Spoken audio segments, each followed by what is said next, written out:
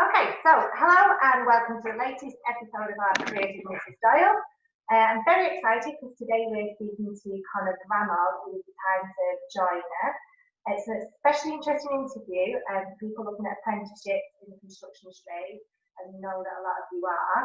And whilst his specialism is joinery, some of his experiences will also be relevant for the other construction trades, such as plumbing, electrician, etc. So, hi Connor. Hi, how are you doing? All right. So can you just talk to us a little bit about what you decided to do when you finished school and how you got into joinery?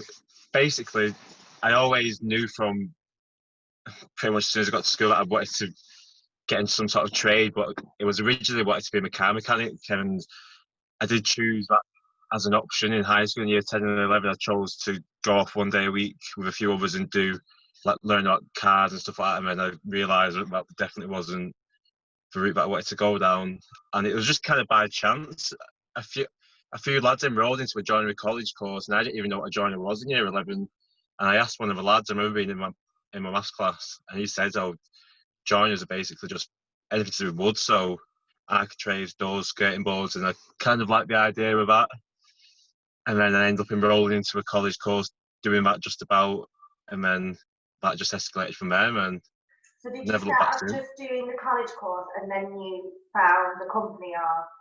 Yeah, so at the time, there was a recession on then as well, so apprenticeships were very hard to come by, and I wanted to just go straight out of school and straight into an apprenticeship, but that never worked. So I think after leaving school at 16, I'd say I got my apprenticeship at 17, so it was probably a year before I started my apprenticeship, but I was working doing little bits at Hay.Raise course, and um, I got led into a full-time college course, and so I was doing college 5 days a week, doing joinery, and then they ended up finding me an apprenticeship at Wright Mills in Everton, and they did it all for me. Actually, the college actually did everything for me. They wrote my CV, they sent it off for me.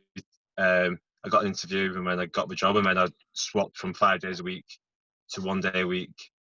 So 4 days doing the joinery. And after your first year, you went into doing the actual work stuff every. Yeah, pretty much. Yeah. So I knew a little bit, but you don't really. You will learn 95% of everything that you know will be just by doing it yourself, and it'll be on the job. Like college is good, but it's not. You won't learn everything that you need to know really until you get experience. And it's different. I suppose it's different skills, isn't it? Because then you're with the client, you're in the houses, you're going out, you're getting up in the morning, you're seeing how it works in real life, really, rather than in a classroom environment. Yeah, exactly. So you just get the knack for it. You just get what it's like to actually work full time and drive from job to job, and what some clients and customers can be like. Like some can be good, some can be bad. So you get experience, just life experience, just by dealing with those situations of how to handle people, I guess. Yeah, because it's a different skill as well, isn't it? It's not just all about the practical work. So now, what do you do every day? How does your typical day look like? So I have kind of jobs booked in for weeks in advance. I just have a diary, so I'll wake up in the morning at 7, whatever time. Sometimes it can be a bit later. Either go to the suppliers, get the stuff, or normally I'd like to get it in advance so I can just go straight to the job in the morning. So get to the job for 8, crack on for the day. It might only be a small job, so you might only be there for an hour or so, and then you might have another small job to go to and then call it a day. Or you might be in a job for a couple of days. So get the tools out of the van and crack on, arrange the job, arrange what you need. And that can literally be anything. You could be fitting a kitchen, you could be doing the skirting, the architrave, hanging doors. Yeah, exactly. So the jobs range from kitchen fitting, so you could be there for a week, or you could have a house full of doors, so it'd be a day. Could just be changing a couple of door handles or something like that. Like I've just been doing a gate outside in the rain there. So it can vary. So but yeah. Okay, and what do you like best about it? What's the best thing about your job? Just to look back at the job and just have a good job satisfaction. To say that you've like done that and you've seen the change from what it was like, might have been a rundown or something's broke, to something which is new. You've made it, or you've sourced it, you've fitted it. So it's a good sense of achievement, and it's good that other people kind of rely on you or trust in you to do that job. So it's good to have that, like, to know that people trust you in a way to do work on the house or do work wherever you're doing the work.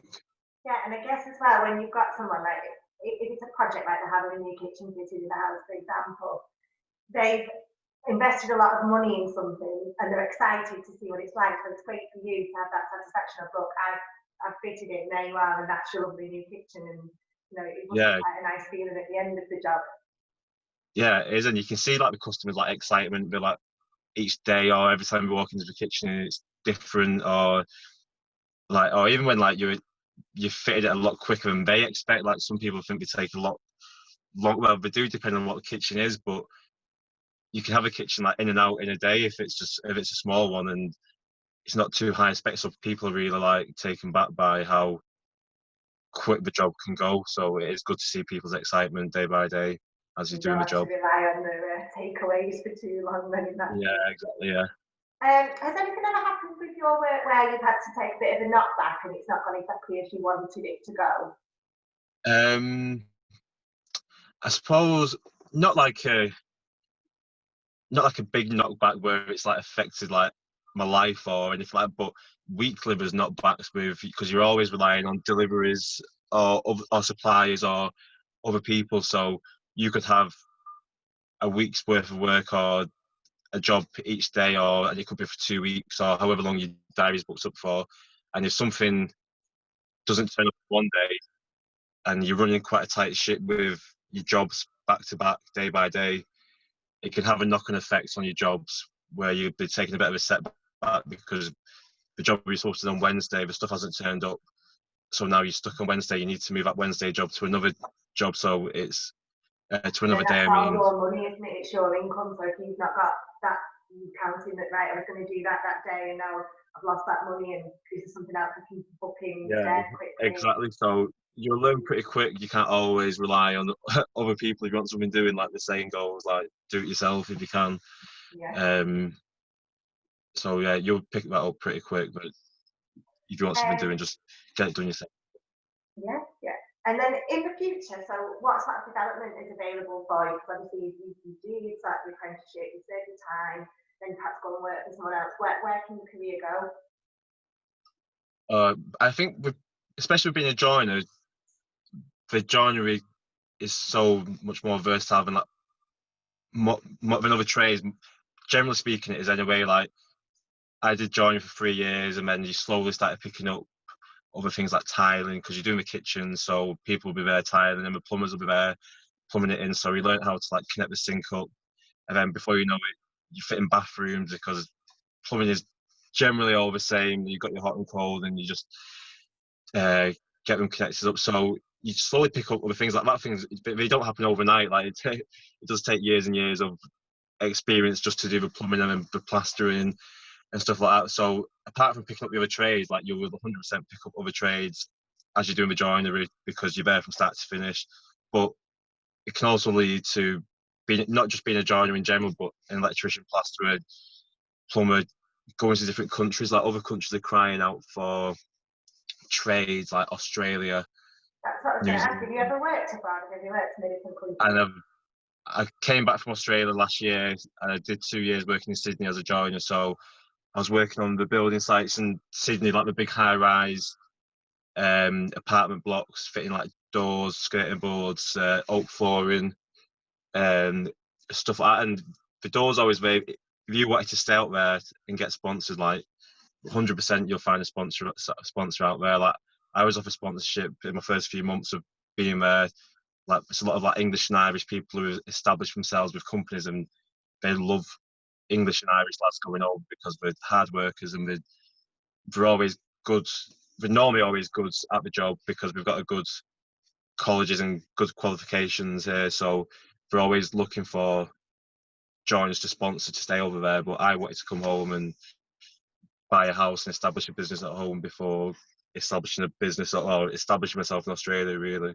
What But was it kind like of in Australia? Was it cool? Did you get to go surfing? And yeah, like it's just different lifestyle over there. It just depends what you want. But I miss my family a little bit, and just thought it was better to come home for now. But I would never really like going back out in the future. Like, but I do want to establish something in England before jumping ship and going living out in Australia again. But it's a good lifestyle, and you've got to try it, and you've got to go at least.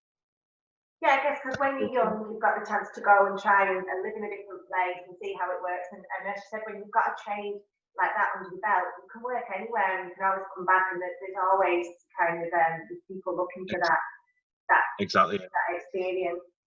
So if there was somebody now in our school who's really interested in going into joinery or another trade in the future, what would you advise them to do? Stick at it. I think for me, it's the best. Like, I couldn't see myself doing any other job. And a lot of people have said to me since, like mates and stuff, they wish they got into joinery, like, or they wish they got a trade because they've gone to Australia as well and they've not been able to get a job which has been as high paid as mine. They've just been labouring or doing something. But if you've got a trade, you're going to get more money. So I've never looked back since choosing to go down the path of an apprenticeship, not just a joinery apprenticeship, but an apprenticeship in general. I've always been earning money since 17. I've never been in any debt by going to university or anything. So as some people are getting in debt by going to university, I've always just been making money, being able to go on lots of holidays with my mates and nights out and events and stuff because I've always had the money there. But you do just need to work hard. Like, it doesn't come overnight, and you need to stick at it, and you need to be reliable for people. You need to be honest with people.